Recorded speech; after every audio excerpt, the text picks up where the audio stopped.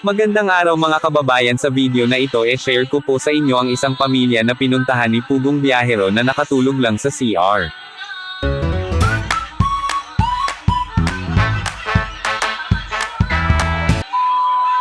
Anong pangalan mo, ate?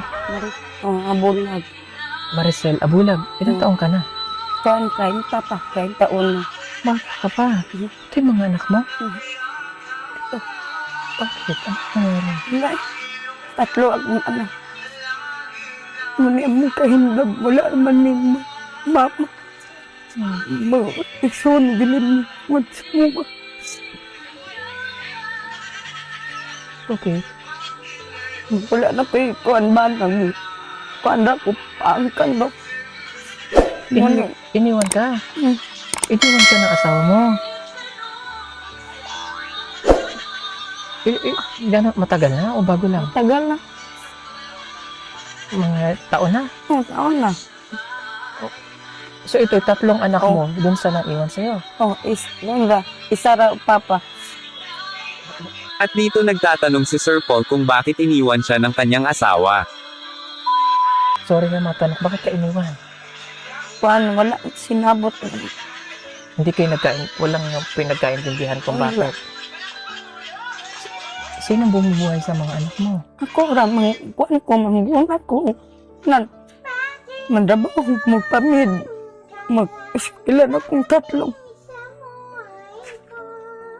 Mag-iskilan ako, wala mga iso na mga iso, hiwalay na.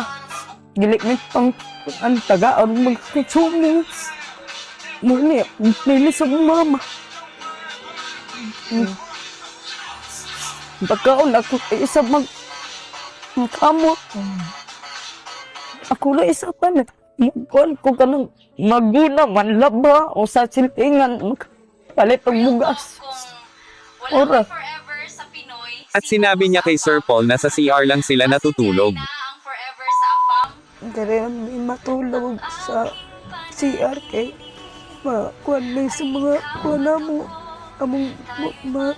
May matulog sa taas kaya matumbahan mi, mahugnuan mi. Pagtuog na mo, wala na nahugno na. Mga taon din na mi sa kuhan CR. Dari rami tulog. Okay. May mga kapatid ka pa, sabi mo. Nami kapatid, Oo. dili hiwalay, wala kuha sa mua. Malalayo. Yung mama, Namatay na, kung papa namatay na. patay na rin. So, dito sa lugar na ito, ikaw lang nandito. Sa mga kuwan na. Sino nagbabantay sa mga anak mo pag wala ka? Ka ng kuwan, nga silingan. Say, daloon sa kuwan At paglipas ng ilang linggo bumalik si Sir Paul at nag-abot ng tulong. Ayan, magandang umaga mga kababayan. Nagbalik tayo dito sa Kalaw-Kalaw, Bukidnon. Kasi pupuntahan po natin si Ate Maricel. At nagulat ako dun sa napanood ko. But it's a good news mga kababayan. Ayan Giniba na yung bahay niya. Giniba na ang bahay. Ready na po. Ready na. Okay. Mabuti at may tumulong sa'yo. Pero sayang yung sa'yo. Hindi. Okay lang po yun. No problem. Hindi po sayang yun. Importante, may tumulong. Di ba? Hindi naman importante kung sino yung tumulong. Importante, natabangan siya. Okay. So, gagawin na po yung bahay niya. Kompleto na pala, May tumulong na sa'yo. Ate, mabuti at napansin siya.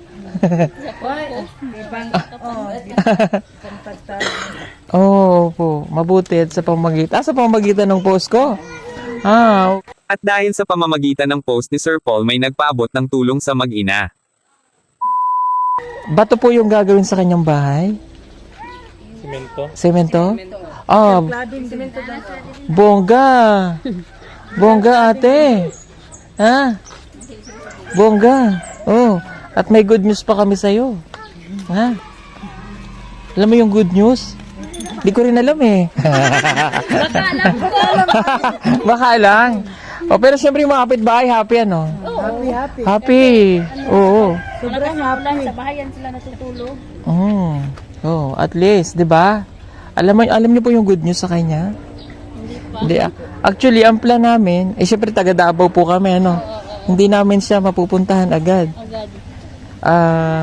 Nataon lang na may kakilala kami. Si Ate Mira. Kaya dumaan kami kasi may pupuntahan po talaga kami noon. So, nag-usap kami ng team. Pero mabuti at may tumulong. Yung plan talaga namin, paggawan siya ng bahay. Okay, At alam mo sinabi ba? ni Sir Paul na may tumutulong na rin sa May kanila. tumulong na rin sa'yo ulit. Oh, ganyan mo yung palad kasi ito yung kapalaran mo ngayon. Biyong Oh. Sabay-sabay natin bilangin, ano? Oh, sige. Sikit man kami. Oh, sabay-sabay tayong bibilang, ha? Okay. Oh, ito na.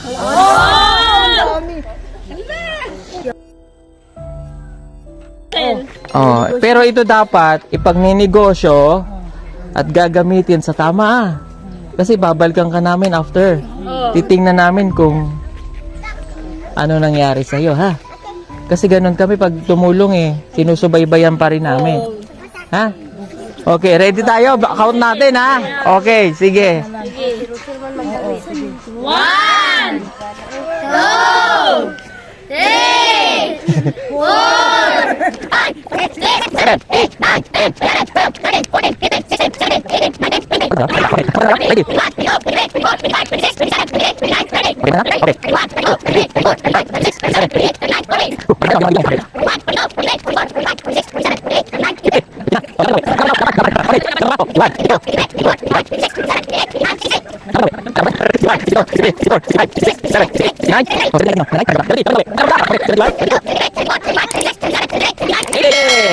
Sobrang nagpapasalamat si Aling Maricel kay Sir Paul at sa mga sponsor.